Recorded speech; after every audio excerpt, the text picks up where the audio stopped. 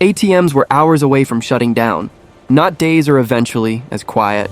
Buildings in New York and Europe filled with screens turning red and numbers, jumping out of control, until someone said the sentence no central banker wants to say, "If this opens tomorrow, it doesn't open at all, because this wasn't a movie." The 72-hour countdown. ATMs were hours away from shutting down. Not days. Not eventually. Hours. Late one night, inside quiet buildings in New York and Europe, screens stopped behaving normally. Green lines turned red. Numbers began jumping in ways they never should. Someone finally said the sentence no banker ever wants to say out loud. "If this doesn't open by morning, we have a problem." Most people slept through it. While the world poured coffee and checked phones, the global banking system was closer to freezing than at any point since the last financial meltdown. And it nearly happened in just 72 hours. This wasn't a movie-style crash. No alarms.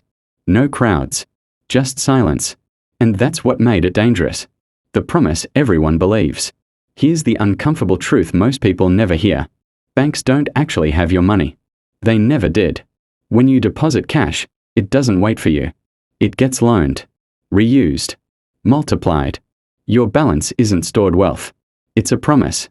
And the system works beautifully as long as people believe that promise. This crisis didn't begin with panic. It began with math. Interest rates started rising. Fast. For years, banks parked money in long-term government bonds when rates were low. Safe. Boring. Reliable. Then rates jumped. And when rates rise, old bonds lose value. Quietly at first. Then violently. On paper, banks were suddenly sitting on massive losses. They called them unrealized. Which really means, we lost money, but we hope no one forces us to admit it. When confidence moves faster than cash. Normally, this wouldn't kill a bank. But pressure arrived from the wrong direction. Confidence. One bank admitted it needed cash. Investors panicked. Depositors noticed. And modern bank runs don't look like the old ones. They happen on phones. Millions move in seconds. No lines. No warning. Inside the system, alarms began triggering. Banks lend to each other overnight. Payments depend on trust clearing every morning. When one bank stumbles, others hesitate. Then stop trusting. Liquidity vanished. That's the nightmare scenario. Not because money disappeared, but because nobody was sure who would pay tomorrow. By day 2, the system was slowing. By day 3, officials were staring at something they hadn't seen in years. The pipes were starting to seize. The emergency narrative. Here's the irony. The banks in trouble weren't gambling wildly. They were holding government bonds. The safest assets on earth. But safety over time isn't safety under pressure.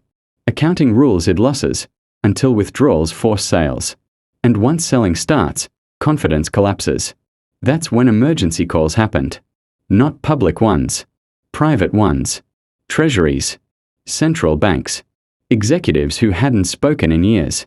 The question wasn't whether to intervene. It was how fast they could stop the story. Because banking today runs on narrative as much as numbers. So they did the only thing that works in moments like this. They guaranteed deposits. Opened emergency lending. Flooded the system with reassurance. And slowly, the panic eased. The world exhaled without realizing it had been holding its breath. The question that didn't go away. Within 72 hours, the crisis passed. Most people never noticed. Which is exactly how the system is designed. When it works, you don't see it. But something was exposed. The modern financial system is incredibly efficient. And incredibly fragile. It moves at digital speed but relies on old assumptions about human behavior. Panic used to travel slowly. Now it travels at notification speed.